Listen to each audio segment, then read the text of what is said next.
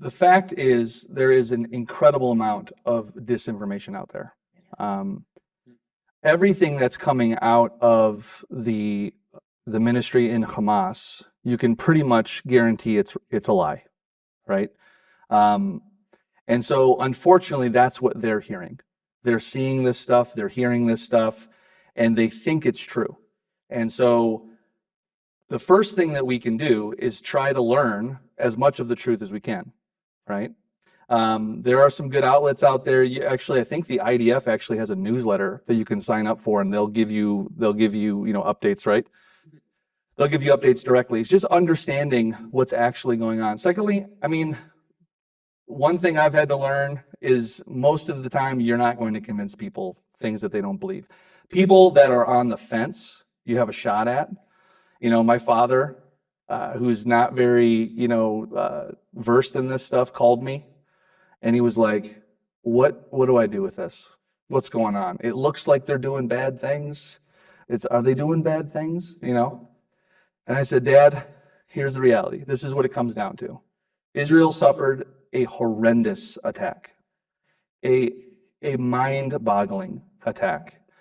Israel is defending itself against a terrorist organization, plain and simple.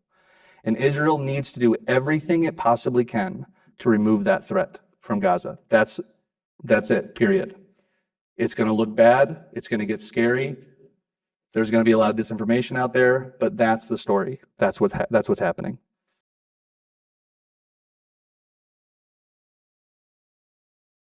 I don't know. Yeah.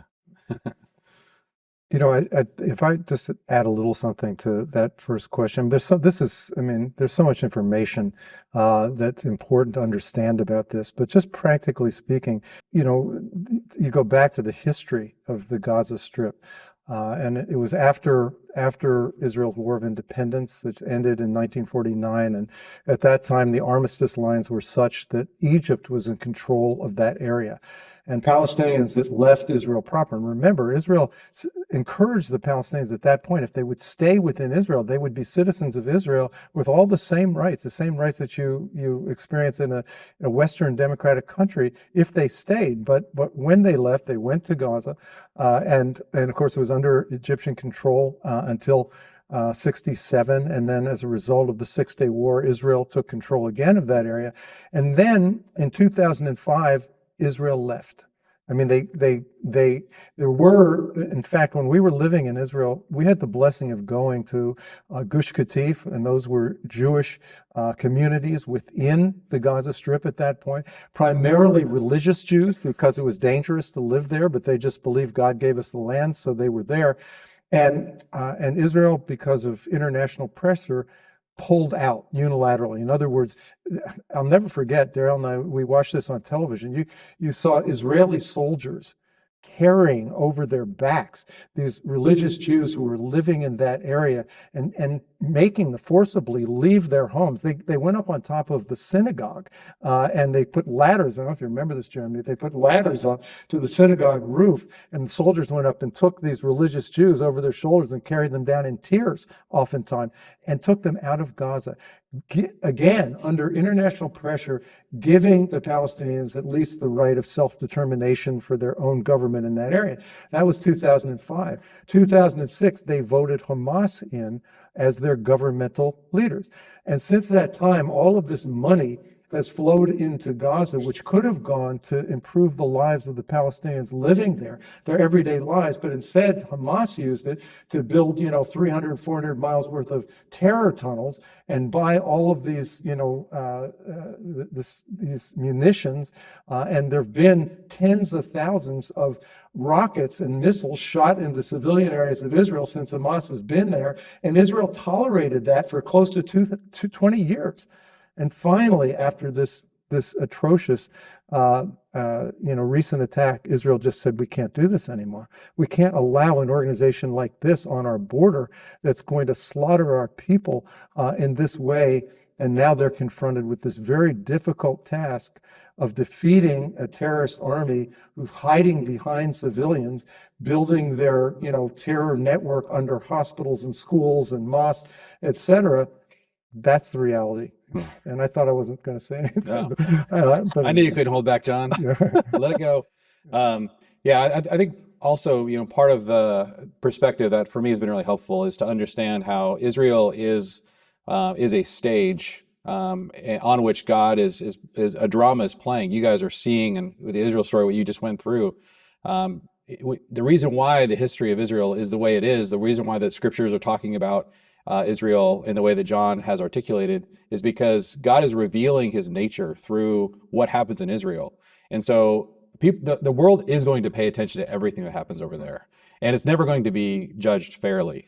One of the things that oftentimes it gets pointed out, and I think it's important to point out, is the double standard that exists where anything that Israel does, no matter what they do, no matter what kinds of precautions they take to try to reduce the amount of civilian casualties, there's nothing that they're going to ever be able to do that placates people who really have a bent against them. And this is a challenge that we're going to constantly see happen as people watch what happens in Israel, right? In Syria, when Assad was bombing Palestinian refugee camps that existed in Syria, a lot of people don't even know how many Palestinian refugees live in Syria, but they're being slaughtered by the thousands in a totally unjust way, and the world just sat silent during that time.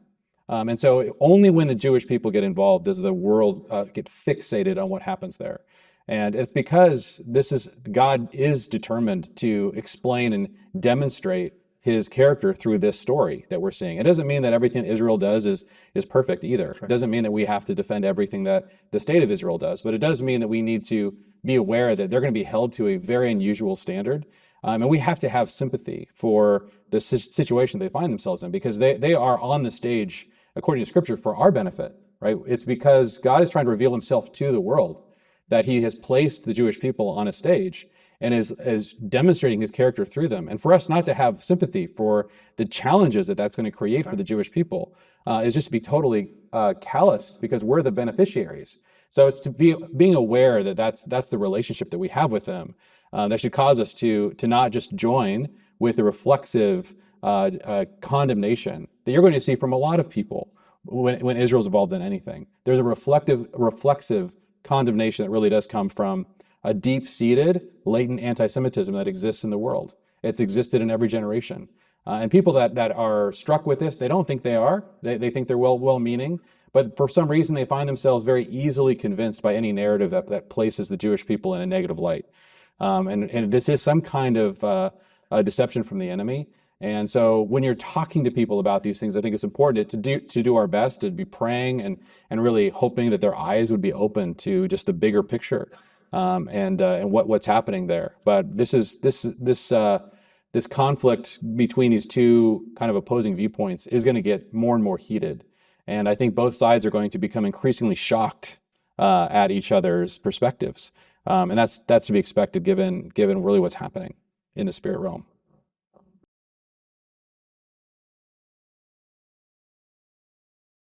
Netanyahu, the prime minister of Israel, has made clear that his intention is to completely destroy Hamas. What's going to happen, it's very difficult to see this, what's going to happen next is going to be really challenging. Today was kind of the first daylight that we've seen between the Biden administration and Netanyahu's government. And there's going to be, I think, a growing rift, because there's only so much that I think the United States and the other the international community is going to allow Israel to do. And so the longer, and I think Israel knows this, the longer the conflict goes on, the more isolated they're going to become. I think that, and as you hear from Israelis, that the determination is at a 10 in Israel to see this all the way through. So I don't see them stopping. And so I think that this is going to continue. I think the really difficult challenge is going to be once Gaza is fully conquered, and Israel, the IDF has done everything they can to find those responsible for what happened on October 7th. There's this ideology, you can't kill an ideology, right. And so it's going to be very difficult to figure out at that point what to do. And I think that's what really scares the United States, the international community, nobody can really see exactly what will happen past that point. And the Biden administration made another statement today about their hope in a two-state solution, which, it seems kind of crazy, right? If you believe that that was the right solution up till October 7th, it's really difficult for me to understand how you could believe that having a second state that is likely to fall prey to Hamas. They have a very similar level of support in the West Bank. Why having a state 10 times the size of Gaza, much more intertwined geographically with Israel, is a good idea, something that Israelis would ever allow at this point. So that solution seems dead, but the problem is the world can't see another solution. And so what we're seeing is just an intractable problem that has always been difficult, but the level of the difference between the two sides is going to get much more severe. And I think that that's a necessary part of the kind of conflict that we're going to see ultimately happen in the Middle East. I'd just add one thing, or maybe two things that I think we all understand this, but anybody that connects the idea of a two-state solution, which it does seem like a pipe dream at this point. The Palestinian Authority was offered a number of possibilities for a state with like 91 or more % of the land they were asking for, et cetera, and they never accepted that. But this has nothing to do with Hamas. Absolutely nothing to do with Hamas, their objectives, their attack, whatever. They don't want a two-state solution. They're not concerned about a Palestinian state. They want to kill all the Jews they can. They want to kill every Jew that is in the nation of Israel. It has nothing to do with, political self-determination, et cetera.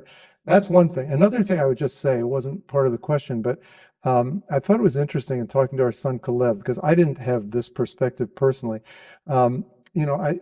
There's concern. I mean, one of the things that the United States has said from the beginning, we're sending these aircraft carriers, et cetera, over here because we want to contain this conflict and make sure it doesn't become something bigger, particularly Hezbollah. And then, again, it's ridiculous to say Iran's not already in it. Iran is in it through their proxies.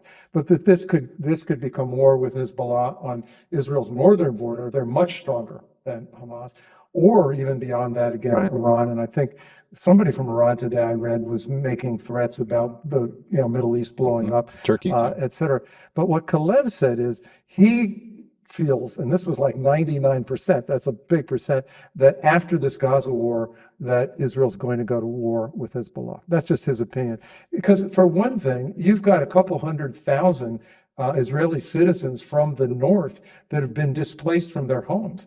And he's saying they're not going to go back if they think they have, the potential of a Hamas attack on their doorstep, which they do with Hezbollah.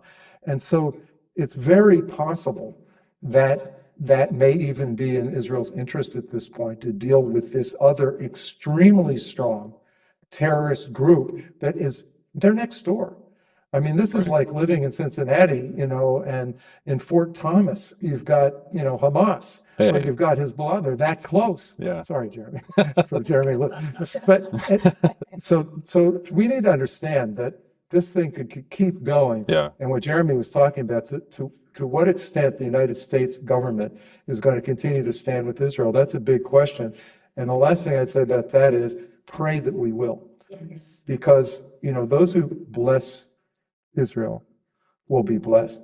The curse will be cursed. And I believe it's one of the things that's keeping the blessing of God on this nation despite all of our other failing. So you don't want to see the United States turn against Israel. Yeah. Yeah. If you look into any of the history of the different wars that have taken place in Israel, the good news is Israel's batting 1,000 in their wars so far. And the odds have always been against them. And it's always looked bleak whenever these things happen. And so to answer your question simply, I would say yes. I think that they have a chance. I think we're already seeing it. We're seeing a lot of the Hamas terrorists are surrendering. We're seeing positive signs. And so, yes, I think the greater threat is the broader region, but it seems like what they've been doing in Gaza is working.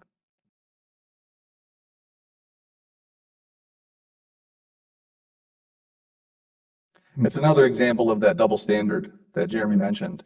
It's crazy to think that the responsibility for that's on Israel right now. Hamas could stop it right now, immediately, and they won't. And it's also important to remember, this is Hamas's strategy. Hamas cannot win the war. They know that. They cannot win the war. Their only chance is to put enough images on the screen to make all of you think Israel's the bad guy. That's their only chance of winning.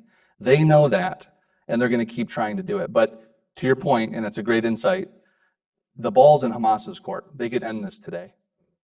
Yeah, and that's one of the reasons why if you're in a good relationship or have a cordial conversation with somebody who's posting a lot of things that are anti-Israel, it's a very dangerous thing for people to be posting those things for the sake of Palestinians.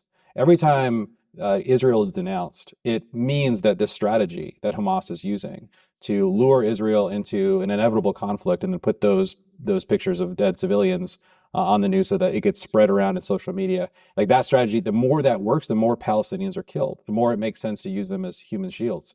And so it's very frustrating for those who are proclaiming that we need to have sympathy for the Palestinians to be going along with the strategy that makes it much more likely that more Palestinians will be killed in the future.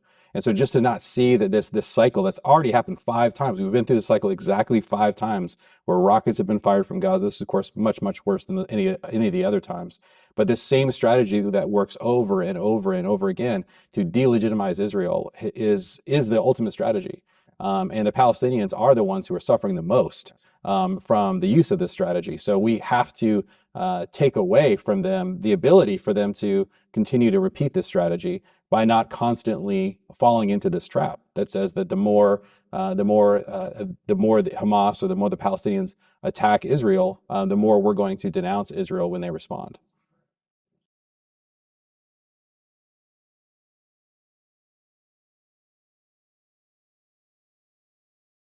It's complicated. Okay, so the Palestinian people as an entity, really came into existence in the 20th century. If you look at any kind of older documents from the 1800s, for example, people traveling through Israel, there's not a single letter anywhere where somebody bumped into somebody who called themselves a Palestinian. Those people did not exist as a people group. There were certainly Arabs who lived in Israel who are descendants of the current Palestinians, but they were not a geographical people until Israel and until the Jews began to immigrate back to Israel. Many of them came from Egypt and Syria and Lebanon and Jordan. A lot of them came because when the British came in 1917, it was a place where there was a lot of economic activity. So it was a great place to migrate to from 1917 until 1947. And so a lot of the Palestinians today were migrants who came into the area. Just like when things were happening in Syria, you saw so many refugees flee into Europe. Well, when there were wars going on and battles within the different Arab states, a lot of the people would come to Israel because it was a safer place under the British than under a lot of the Islamic regimes that were there, the Ottoman Empire times and after that. So that's where a lot of the people came from. Some of them certainly have historic ties that go back quite a ways. But that's who the Palestinians are. And so they formed a geographic entity increasingly because of their opposition to Jewish immigration that was coming into Israel. So there's a lot of history to how that worked. Refugee camps it is kind of how do we picture what's actually a refugee camp? So in 1948, in 1949, after Israel won the War of Independence, there were a lot of Palestinians who, at that time, were displaced from places where they lived, and there's lots of debates about how the displacement happened. Many of them fled. Some of them were forced out because they were in geographically really strategic areas that Israel wanted to take. They were fighting a defensive war for their lives because they agreed to the UN partition plan. And then when the Arabs decided not to agree to get a state, Israel had to fight a defensive war in order to take control of that land. At that time, the people that were being displaced began to form camps. These were just geographical areas where they would group up and try to. And at that time, the Arabs got together and made a decision to not assimilate the Palestinians into their countries in any kind of way that would allow them to have a normal way of life. They wanted to keep them in the status of Palestinian refugees, and if they could keep them perpetually as refugees, then this would allow them to have this tool to denounce Israel in the international community for decades and decades, and that's really what's happened. In a lot of these places, if you walked into a Palestinian refugee camp, Kalev and I actually drove through a Palestinian refugee camp and did some filming in the West Bank, and it looked like a normal city. I mean, there was permanent houses. It wasn't. I expected it, just with that word, that there would be like tents everywhere. That's not what it looked like at all. Refugees is really more of a technical word for the status that they have. Now, it started out as tents. And then eventually they build houses, and then those houses become permanent houses. But the UN will continue to call that area refugee. They'll continue to refer to them as refugees. And so the other part of the refugee crisis has been that the UN has a refugee organization that's job is to resettle refugees. And there have been millions of refugees in the last 70 years, lots of different population swaps. And the UNHCR, which is the organization that is responsible for resettling refugees, has done a great job resettling refugees all over the world.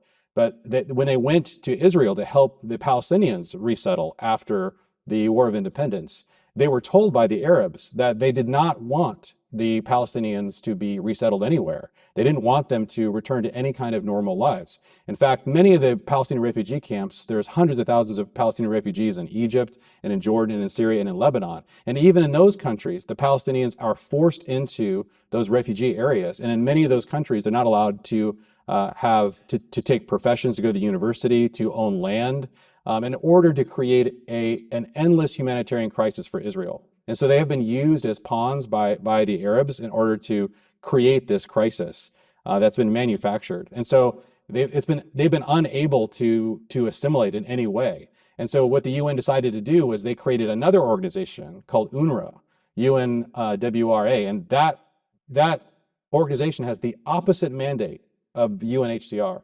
Their mandate, UNHCR's mandate, is to help overcome and eventually eliminate the refugee status. UNRWA's mandate is to perpetually ensure that the refugee status continues on indefinitely.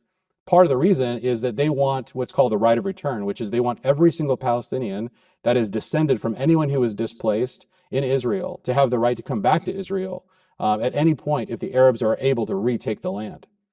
So when you look at numbers of refugees, the numbers of refugees actually represent all of the people who have ever been descended from Palestinians. And it's a huge misnomer. My grandson is technically a Palestinian refugee. Now he lives in Newport, Kentucky, very comfortable. He doesn't look like a refugee. He's very well fed by my daughter. But his father's grandfather came from Ramallah, and because of that, he's technically, according to the UN, a refugee. So this is such a war of propaganda, the way that this has been waged. And so people hear these numbers, they hear the word refugee, they hear the word camp, and they form a complete narrative in their mind that bears no resemblance to the reality at all.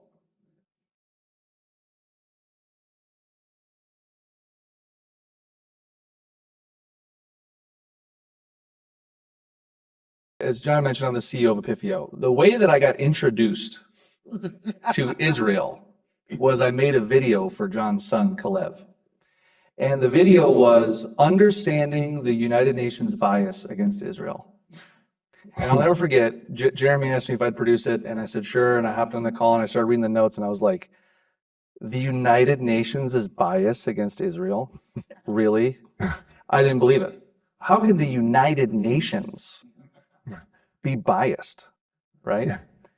Now, I have been known to dabble with conspiracy theories, so I do enjoy a good conspiracy theory. So I was intrigued, and I launched into a research project that blew my mind.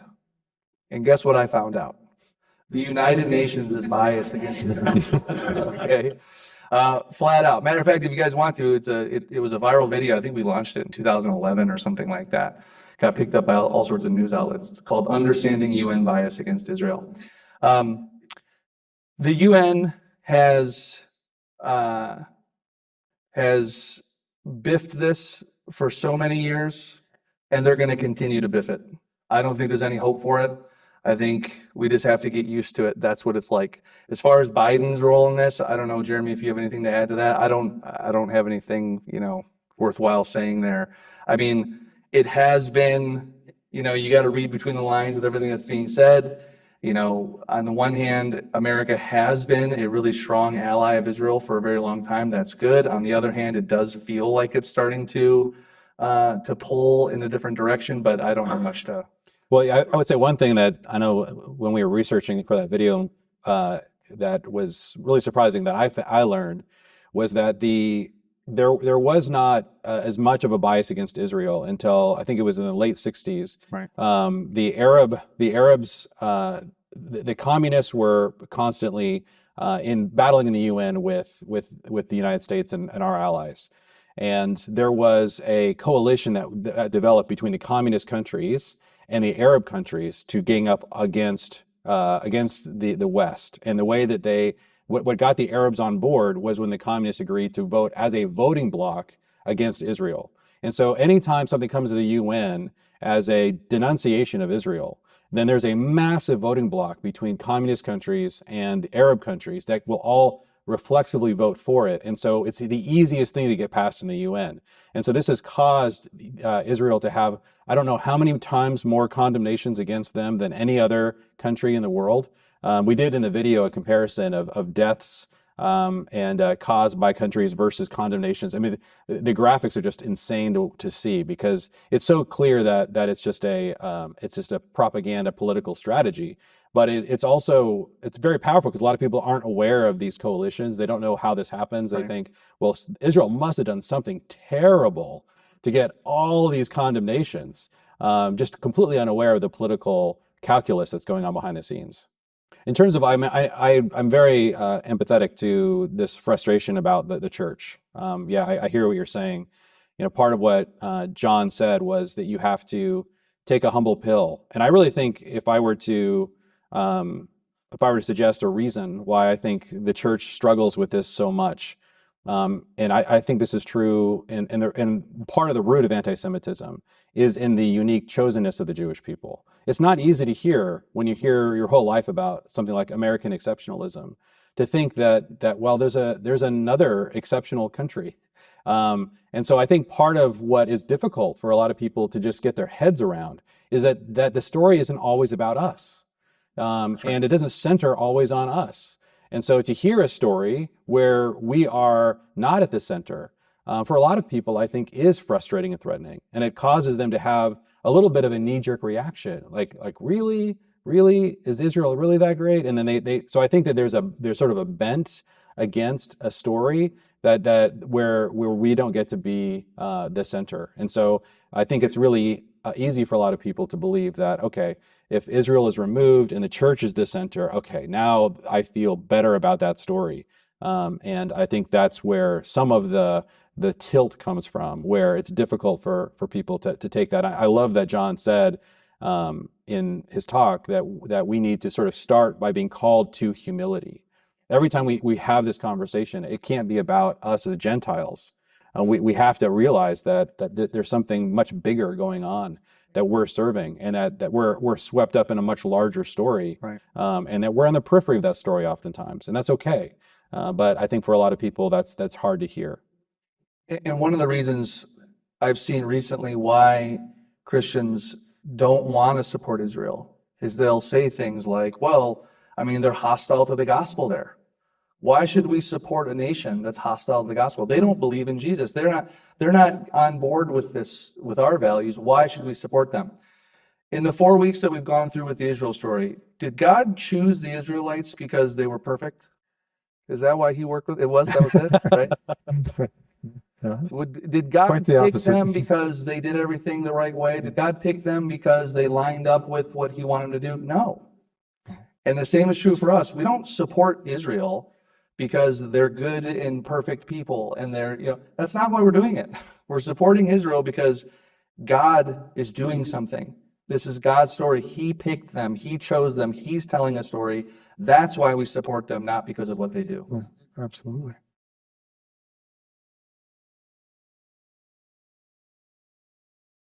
One thing I think is important when you hear that language, occupation, things like this, it's not like Israel invaded this land, right? Israel was immigrating. The Jews were immigrating to Israel because they were escaping the Holocaust, okay? It was the United Nations. It was other nations that established the nation of Israel, that recognized the nation of Israel. And so it wasn't a military, occupation that came in and took over the land. That's the first misconception, right? Secondly, look, in any society, there's going to be tension between different tribes, different people groups. I mean, it's in our nation, right? But it's important to remember, Arab citizens in Israel have full rights in Israel, full rights, right, by the law. There are Palestinian Arab members of the Knesset, which is the government in Israel. Okay, so is there tension, or do they have certain areas and certain situations that make them feel uncomfortable, or even cause real harm to them just because of the tension that's in the area? Sure, but as far as the state of Israel is concerned, the citizens that are of Arabic descent in Israel have all the same rights as the Jews in the nation of Israel. Yeah, I think one question that's important to always ask when somebody accuses Israel of colonizing, 100% of colonizers have a place from which they came from. The Russians come from Russia, and if they stopped attacking Ukraine, they can go back to Russia, right? Iraq, when Saddam Hussein had Iraq, he went into Kuwait. He could leave Kuwait and return to Iraq. Where did the Jews return to? They're in their country. They're the only people that are being accused of being colonizers from their own country, colonizing their own country. That is, so it's important to make that distinction. The other one that I think is critical to understand is that when people are using so much of this language about oppressed, who are the oppressors? This is actually the way that most people, I think, are really rabidly anti-Israel. What they've really wrestling with is they have adopted a basic framework for justice where it's very simple. You figure out who the oppressors are and who the oppressed are. The oppressors are always those who have the most power.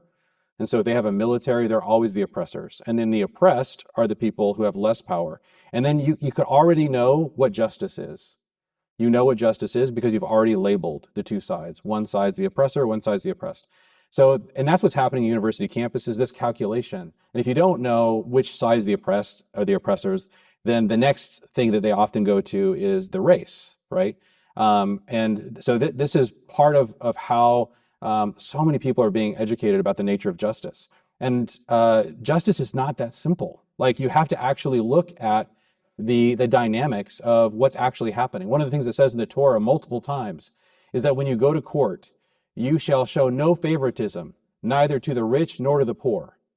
It's a really interesting Torah principle that somebody's background does not automatically tell you who's just and who's unjust.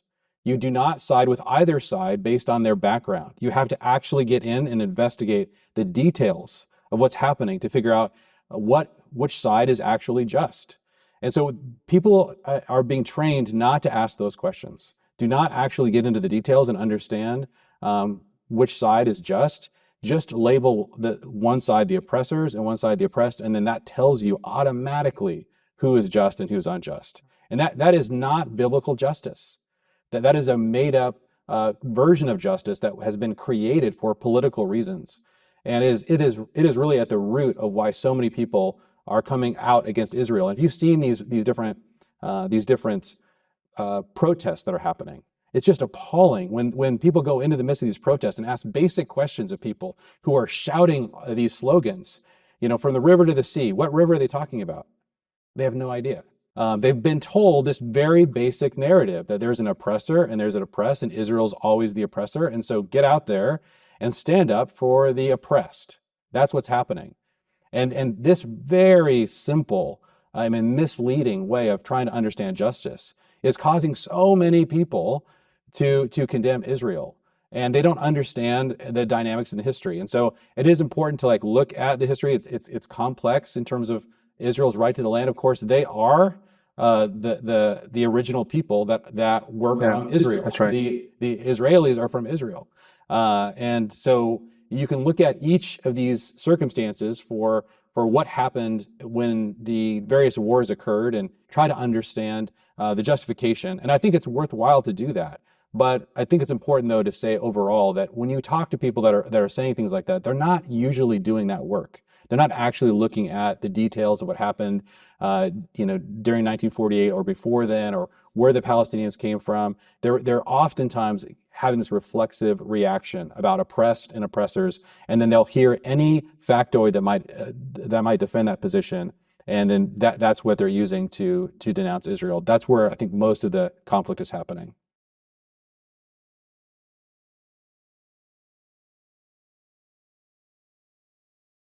My basic heart in all of this is to, as much as possible, teach what is true, what God's word says about the situation, and how that is expressed then in individual lives. It's all different. I mean, we're looking at Lucas here, and I didn't say to Lucas, once you get this understanding, you need to be on the board of Kalev's organization, etc. He's just going to walk this out based on his heart, God's calling in his life, the giftings he has, all of those things. I think we just need to orient ourselves properly. The general orientation toward all of this needs to be what we understand in God's word. I was listening to the whole thing about the right to the land and the Palestinian history and all of this. We have to live in this world. We have to think about these things, and we can talk about the refugee issue, and that's a big issue. And we can talk about the way that 22% of Israelis are from an Arab background and do have all the same rights, and talk about all of that. But I can just say it again: the land belongs to the Jewish people. Why? Because God said so. I think sometimes it's hard for us to deal with things like that because we're equivocating all the time and explaining ourselves. And I'm not saying we shouldn't go through those exercises, but in the end, what does God say? We know the Jews are back in the land because God said he was going to bring them back. We know that the Jews are in the land because the Lord is in the process of bringing the Jewish people back to him through faith in Yeshua. So I think knowing those two things, we need to stand with Israel, with the nation. As Jeremy said, look, they say, it takes you 30 seconds after you get off the plane to find out you're not in a very holy land. They talk about Israel's holy, but you're talking about a land that's full of sinners, and the Jews are just as bad as everybody else. And so Israel's not going to do everything right. But the fact they're back in the land, that's God. The fact that they keep coming back to the land, that's God. We need to stand with that reality. We can support. We also know that the Lord wants to bring the Jewish people again back to himself through faith in Yeshua. So you stand with ministries that are in the land, that are sharing the gospel, and the Messianic community there is growing. And I know that when our son Kalev's father-in-law was growing up in Israel, which was around 48, around the time that the nation of Israel was founded, there weren't many Messianic Jews, and they were hated, because these are now Jews coming out of the Holocaust. Who are who are the people that led them into the concentration camps? The Christians, in Europe. And so they hated them, but now the Messianic community is growing and growing.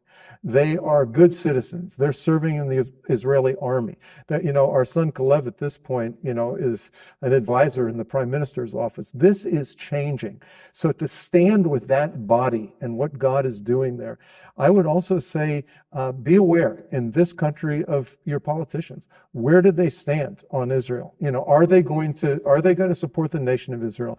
And I think those are politicians that we need to support as well. So, but how it's going to be expressed, let us let the overlay in all of our lives be the truth of God's word, understanding what God's doing.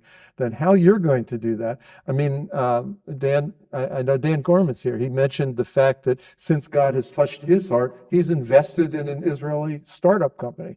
So if you're in a position, to do that, then that's another way. God will show us how to do it. But I think we just need to have that general understanding and orientation. And I don't think we should be ashamed or afraid. In the political discourse, I mean, if you stand up, I don't know if, what's his name, who's the new guy that's the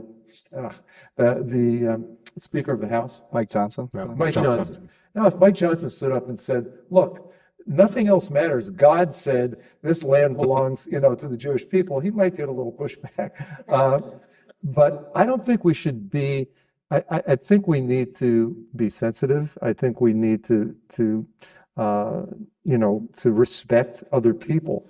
But I don't think we should be ashamed to say what God's word says about anything. Yeah. You mentioned about how the Israel story orients people. And I think that's not, I don't want to make that an understatement. That's very important. I think that this teaching has a profound impact on people where the first question we get from a lot of people when they go through this is, what can I do now? And as you asked, hey, is there any sort of unified, structure? No, there isn't, right? But the more people that have their hearts oriented towards this, the more people like Dan Gorman who figure out a way, the more people like me that can find organizations to be a part of, the more people that there are that do this stuff, the better chance we have. And the other thing I would say is, what's going on over in Israel is terrible. I mean, I have friends over there. I have people I love over there. And my wife, God bless her, she follows this stuff to a T on social media, and she'll come running in the room and she'll be so upset and scared and all this kind of stuff. And I say to her, honey, we know how the story ends. We know where this is going. I mean, that's what you just talked about today. We know how this all ends. God wins in the end. And we don't know when that's going to happen. We don't know how it's going to happen. But the Israel story can give us some hope as we go through. And it's going to be, as you said, it's been going on for a long time. It's probably going to go on for a lot longer. But with this truth, we have hope. And we don't have to freak out and get super worried and depressed when we see this stuff happening. Also, love the Jews. Love the Jews. Love the Jews. And love the unbelieving Jews. We talked about that. That even when they're enemies of the gospel, they're beloved for the sake of the Father. So love your Jewish neighbors. And I'll tell you, the Jews in this country are shaking right now.